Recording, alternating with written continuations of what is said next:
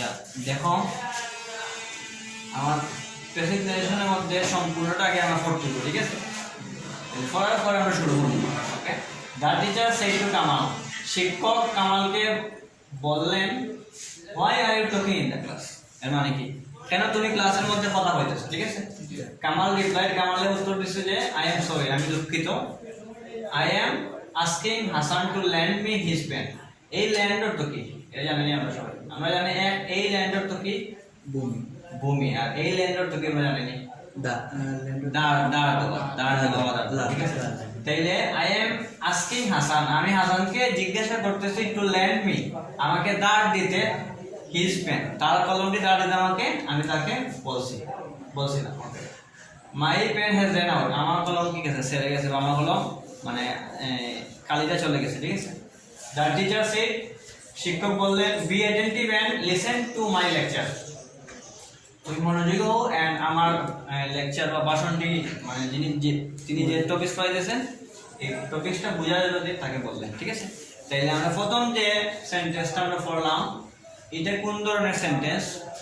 The teacher said to Kamal, why are you talking in the class, কোন ধরনের sentence? Interrogative sentence, প্রশ্নবোধক চিহ্ন দেওয়া আছে, প্রশ্নবোধক চিহ্ন বা নোট অফ ইন্টারোগেশন যদি থাকে তাহলে আমরা বুঝতে এটা প্রশ্নবোধক বা ইন্টারোগেটিভ সেন্টেন্স। যদি আমার ইন্টারোগেটিভ সেন্টেন্স থাকে তাহলে সেইটার পরিবর্তে কি ব্যবহার করবো? আস্ক ব্যবহার করবো।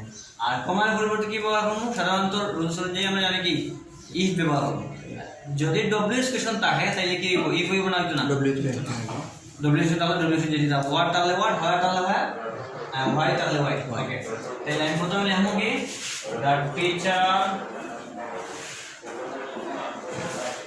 আস্ক কামাল, এখানে হোয়াইটা ডব্লিউএস কোশ্চেন দেওয়া আছে, ঠিক আছে? এটা না জানি ডব্লিউএস কোশ্চেন হোয়াই দেই, হোয়াই এখন এটা আছে কোন tense? You are talking in the class, are you আরটা ব্যবহার হয়েছে কি জন্য? আরটা ব্যবহার হয়েছে প্রশ্ন বা আমরা আরটা সামনে এমনিতে subject plus helping verb plus মূলত আইএনজি তাহলে আমরা রিপ্রেজেন্ট করি নস্টেন্স। এটা সেন্টেন্স যেন সাজায় লিখব you are talking in the class, মানে তুমি ক্লাসের মধ্যে শ্রেণীকক্ষের মধ্যে কথা বলতেছো, ঠিক আছে না? এটা কোন ধরনের টেন্স? Present continuous. তাহলে আমরা জানি কি প্রেজেন্ট কন্টিনিউয়াস তাহলে কি লিখব? কোন টেন্সে লিখব? পাস্ট কন্টিনিউয়াস লিখব। Okay fine. তাহলে হোয়াই আছে আমরা সাবজেক্ট লিখব। তাহলে কামাল ছেলে না মেয়ে? ছেলে। যার কারণে হি হইব না সি হইব? হি হইব। হি। তাহলে সাবজেক্ট লেখা আছে, তারপরে পাস্ট কন্টিনিউয়াস স্ট্রাকচার কি সাবজেক্ট লেখার পরে ওয়াজ অথবা ওয়্যার, হি যেহেতু সিঙ্গুলার এখন কি ওয়াজ, তারপর মূলত এনজি টকিং আছে সবাই এখানে টকিং যেটা আছে টকিং এর এনজি দিব ইন দ্য ক্লাস, ঠিক আছে? তারপরে কি বলেছে? কামালে কিন্তু উত্তর দিছে, কামাল রিপ্লাইড, কামাল উত্তর দিছে কি আই এম সরি, আমি দুঃখিত। তাহলে Kamal replied that I am sorry কোন ধরনের সেন্টেন্স বলেন? আই এম সরি এটা অ্যাসার্টিভ, আই এম সরি মানে আমি দুঃখিত, মানে এটা একটা বিবৃতি বুঝাইছে। তাহলে অ্যাসার্টিভ সেন্টেন্সে কমার পরিবর্তে কি বসে? দ্যাট বসে লিখেছি। আই এম সরি থেকে যাব আই কেন থাকবো না, তখন এটা গিয়ে যাব হি দিব, শেষ দুঃখিত ছিল, ঠিক আছে? তাহলে কামাল হি যেহেতু ছেলে কামাল তার মানে হি দিলাম, হি ওয়াজ, ঠিক আছে? এবং আরেকটা কথা কইছে যে শুধু সরিও কইছে না, আরো কইছে কি and I am asking Hasan to lend me his pen, আমি হাসানকে জিজ্ঞেস করলাম তার কলমটি দাও দেওয়ার জন্য, ঠিক আছে? তাহলে এন্ড এটাও আবার অ্যাসার্টিভ সেন্টেন্স, ঠিক আছে? এন্ড এদের দ্যাট লিখতে পারে, তো এন্ড টোল্ড দ্যাটটাও লিখতে পারে, ঠিক আছে? এন্ড টোল্ড দ্যাট এটা আছে আমার আই এম আস্কিং, মানে এটা প্রেজেন্ট কন্টিনিউয়াস আছে, subject plus am is are plus মূলত আইএনজি আছে, এটা পাস্ট কন্টিনিউয়াস হয়ে গেল নি। তাহলে he was asking Hasan to lend, এখন মি আছে না, মিটা চেঞ্জ হয়ে গেল হিম, তাকে কলম ধরে নেওয়া হয়েছে না, তাহলে মিটা কি হবে হিম, হিজ ফ্রেন্ড, তাকে তার কলমটি দেওয়ার জন্য সে বলছে, ঠিক আছে? এখন আরো কথা বলেছে কি my pen has run out, এই সবগুলো কথা কিন্তু কামালে হয়েছে। আবার লিখতে পারে এন্ড লিখে কি এন্ড এডেড দ্যাট, আরো সংযুক্ত করছে সে, এন্ড এডেড দ্যাট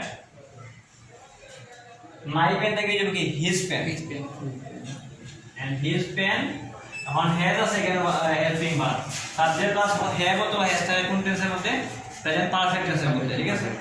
আর এই রেনে যে পাস্ট পার্টিসিপল ফর্ম, তাহলে প্রেজেন্ট পারফেক্ট তাহলে ওই যে পাস্ট পারফেক্ট, তাহলে his pen had ran past participle form আছে, ঠিক আছে। তারপর আমাকে the teacher said be attentive and listen to my lecture, মনোযোগী হও এবং আমার লেকচারটি শুনো। তাহলে এটা কোন ধরনের সেন্টেন্স? Imperative sentence. কিভাবে মানে মনোযোগী হইলে তাহলে ওটা উপদেশ দিলে তুমি আসলে মনোযোগী হওয়া দরকার, তুমি আমার কথাগুলো শুনো, এই উপদেশ দিছেন না? এই উপদেশ দিলে সেকেন্ড বলতে লেখুন অ্যাডভাইস, ঠিক আছে। লেখুন কি আর কোসা আইন তোমরা ইম্পারেটিভ সেন্টেন্সে কমার পরিবর্তে কি বসে? দ্যাট বসে না টু বসে? টু বসে। আমরা এখন টু লেখব।